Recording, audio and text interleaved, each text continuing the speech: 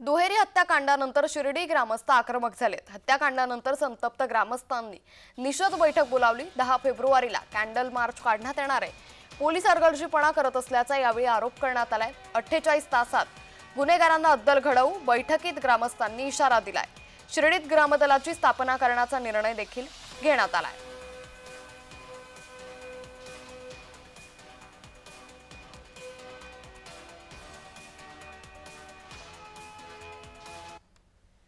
शिर्डीमध्ये दुर्दैवी घटना घडलेली आहे। त्यासाठी कॅन्डल मार्च काळ्या फिती लावून शिर्डी शहरामध्ये सोमवारी 10 तारखेला संध्याकाळी 5:30 वाजता निघणार आहे।